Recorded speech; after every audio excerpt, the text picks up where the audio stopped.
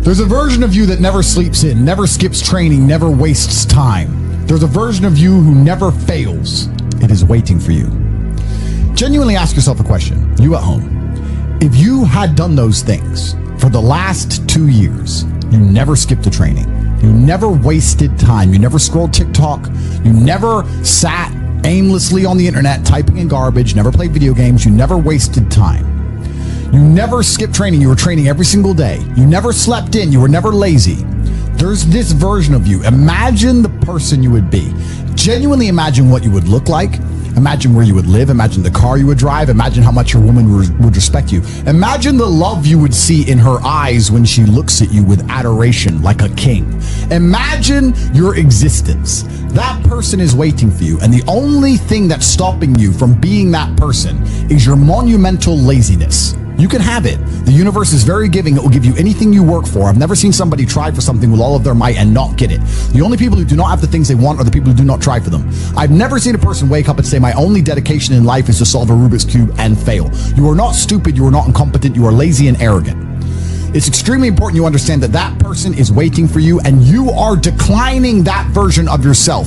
In the multiverse, in the many different versions of the universe that exist, there is a version of you that does those exact things, and he is a greater person than you can even fathom. You can transform yourself into that guy. You can be a top G. That's exactly what I did. I knew who I was going to have to end up being before I became that person. My brother and I are not from rich families. We are not from advantaged beginnings, but I knew I had to be a big, strong, fighting billionaire.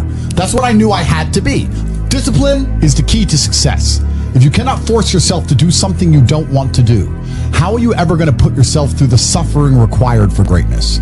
If you cannot force yourself to train when you do not want to train, if you cannot force yourself to work when you don't want to work, if you can't force yourself to not log into Pornhub or force yourself to eat right, how can you possibly ever become a monumentally successful person if you cannot control yourself long enough to do what must be done as opposed to what you feel like doing? The only people who get to live their lives based on how they feel are women and children. Children can cry because they feel like crying, as can a woman.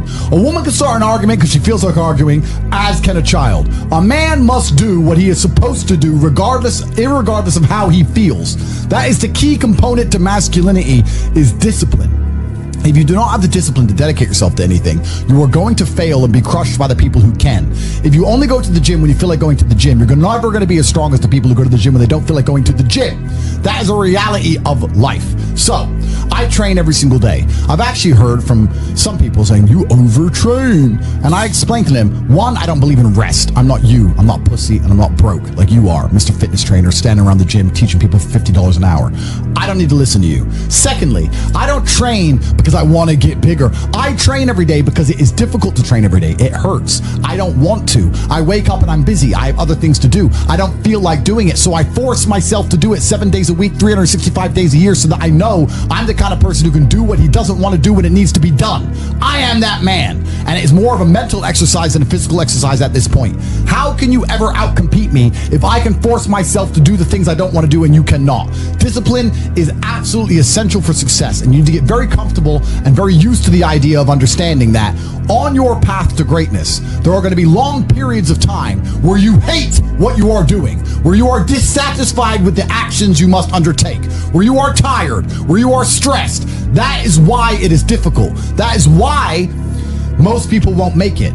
If the path was easy, everybody would walk it and it would lead nowhere. 100 people start the path, 99 fall off because it is difficult, and the one person who makes it to the end gets the gold. If all 100 made it to the end and the gold was divided by 100, it wouldn't even be worth anything. The difficulty gives it value. The fact that it is difficult to do is the key component into the fact you want it in the first place. If it wasn't difficult, everyone would have it and you wouldn't want it because no one would respect it. It's supposed to be hard. Life is supposed to be hard. You're supposed to think this is terrible. You're supposed to suffer and smile through the pain regardless. Discipline is the key to success in all realms as a man. And if you lack it, you stand no chance. You can give most people a roadmap to success. You can give them a Ferrari with a full tank of gas, and a lot of people still wouldn't make the destination because they would say the drive is too far away. Quitters, they don't have the discipline. You can tell them exactly how to do it. You can give them the mechanism to get there, but they don't have the discipline to complete the drive and end up at the destination. That is the majority of Earth. This is your competition. People who, even if they are told what to do and people tell them exactly how to do it and help them do it, still quit, still fail because they lack discipline. Even me, with my monumental powers, I can't make a quitter successful. It doesn't matter how good I am. It doesn't matter how easily I make it for them to succeed. It doesn't matter how compendious and concise and powerful the real world is. It doesn't matter how much I text them and motivate them, how many emergency meetings I do to try and talk to them and hype them up, how much motivation I give them. It doesn't matter what I do. If they are a quitter, guess what they're going to do? They're going to quit. No matter how simple the map is to read, no matter how fast the Ferrari is, somewhere along the drive, the sun's going to get in their eyes, and they're going to sit there and go, I don't like this, this is hard, and they're going to quit. Quitters are the number one type of people that nobody can help. If you're a quitter, I can't help you, life can't help you, God himself cannot help a quitter. So if you lack discipline, you lack the very basic building block to any type of success which exists on the planet. By every single metric which can be measured with science, you are going to stay a loser and a failure. The key is to keep training. If you train hard every single day, you don't have to worry about a little bit of vitamin C. It's true. If you don't train and you don't smoke, you're still going to be a pussy. Yes. The answer is always hard work. As soon as you are granted life, you are guaranteed death. What you do in between is up to you. You are all conscious.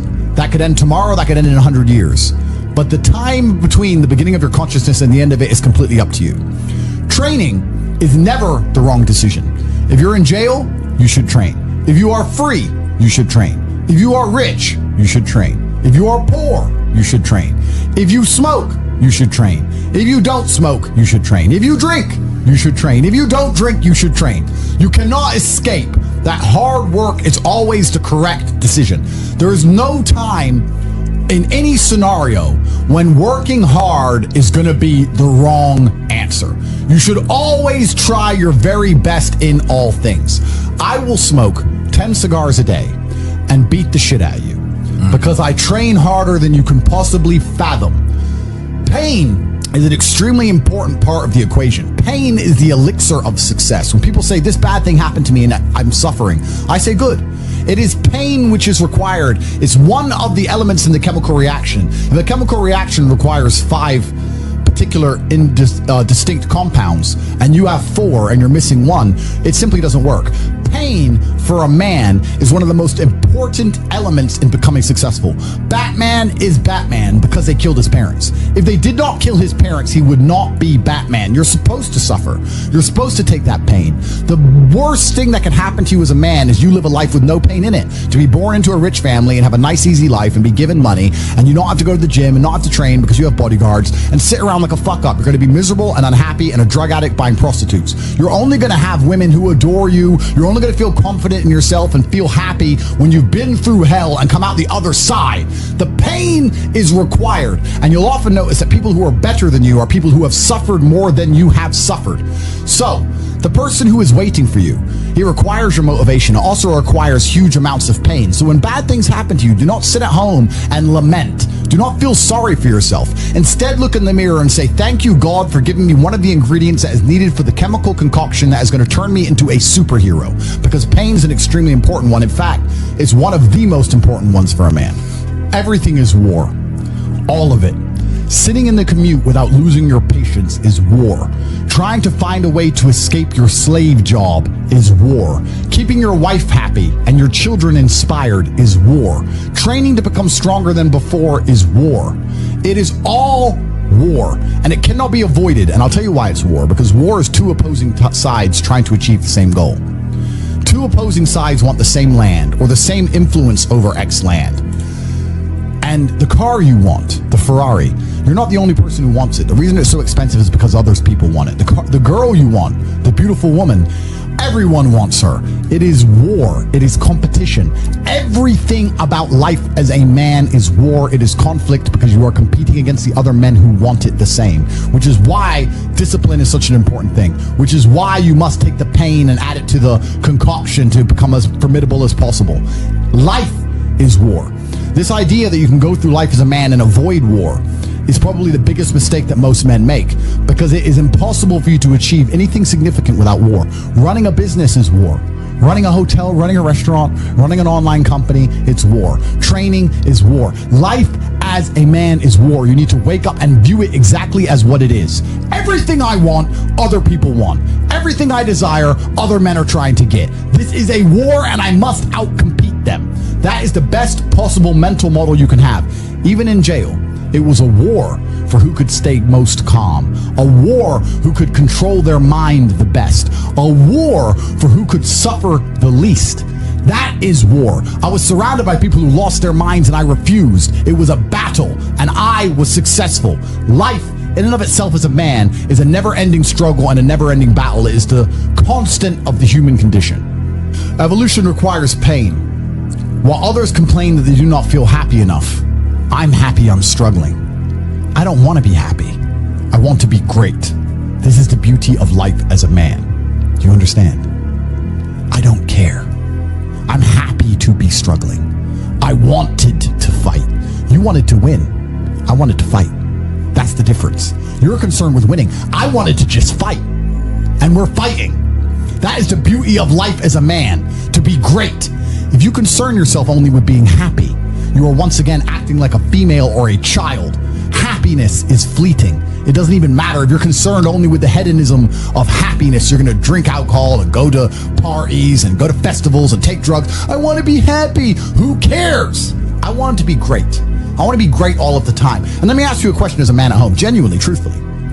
Would you rather be a loser who's always smiling, a happy loser, or would you rather be a stressed winner?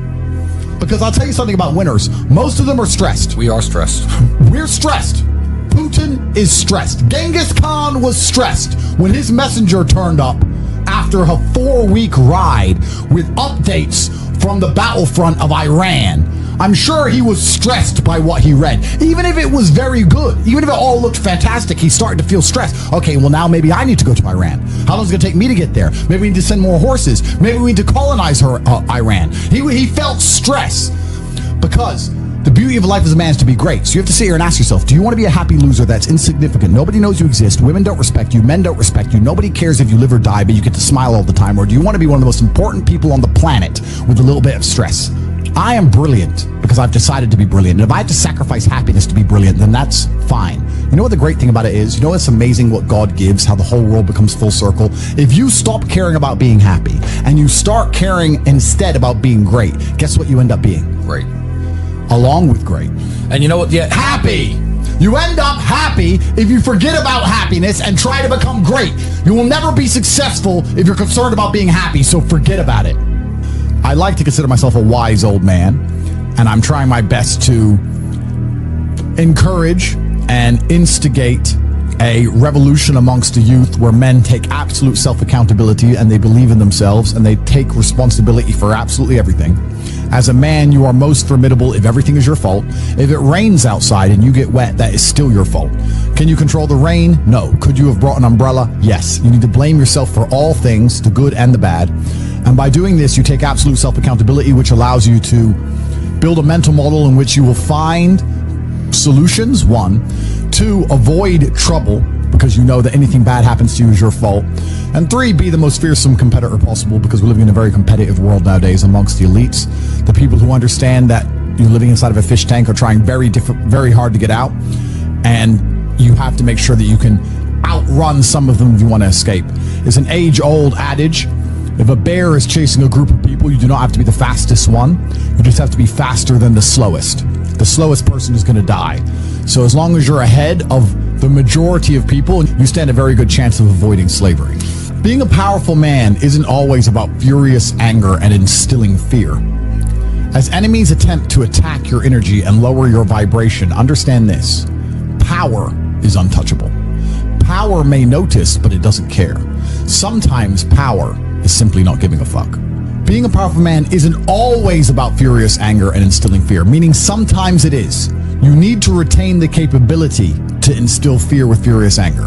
A man who cannot do that is not a man. It is one of the cards you need to have in your deck. However, more often than not, when you're in a true position of power, you will play the alternate card, which I'm describing here, is simply not caring. How can you not give a fuck about things? So I'll tell you how.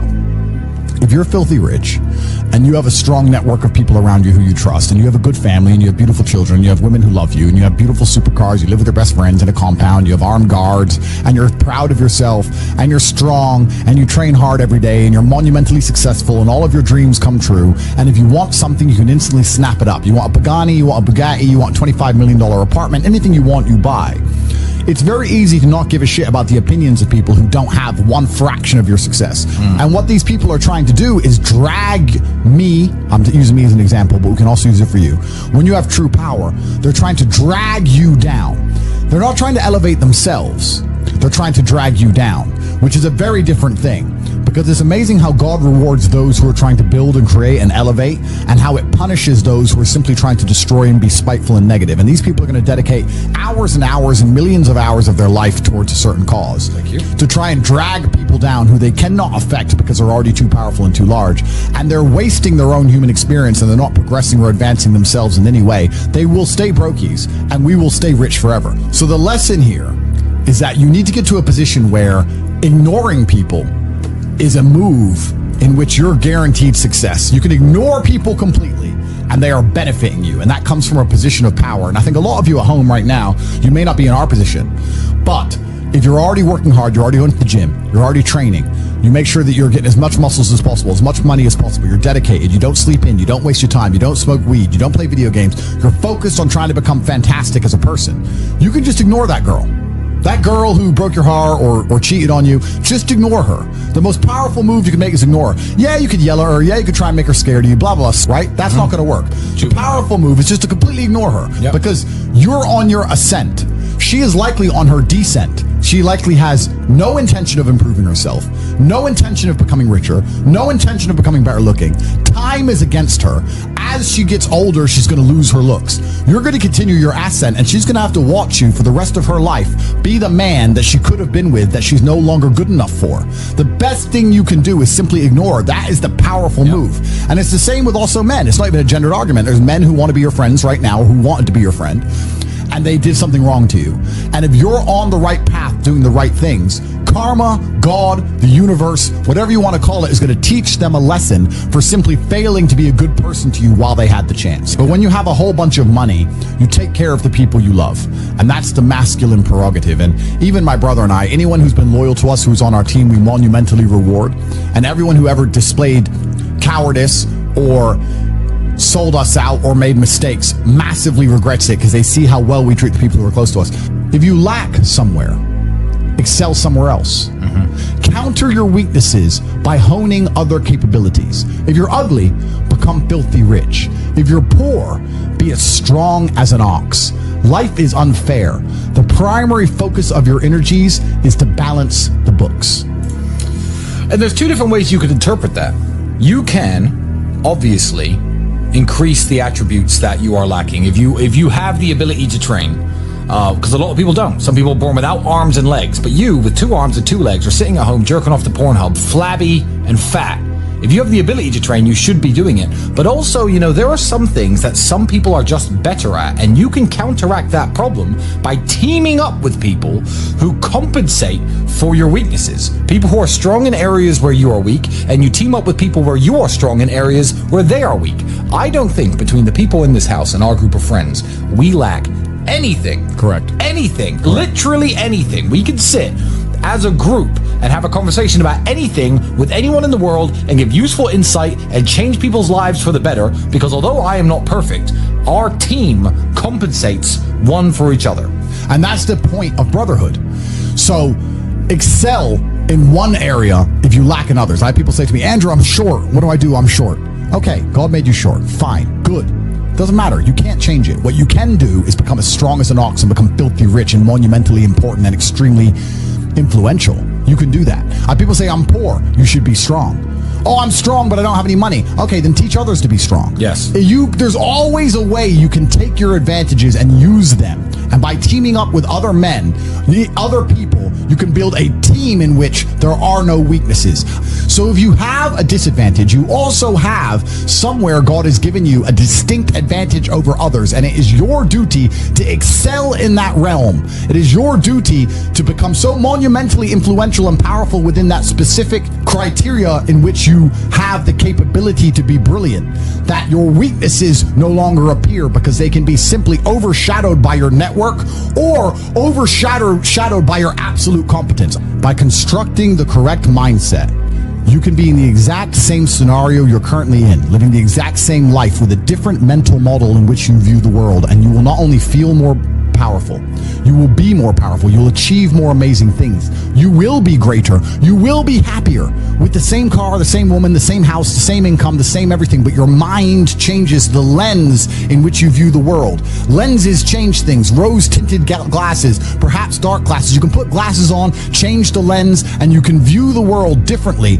by changing how your mind is constructed and put together and the way you view the world. That is the point of mental Aikido.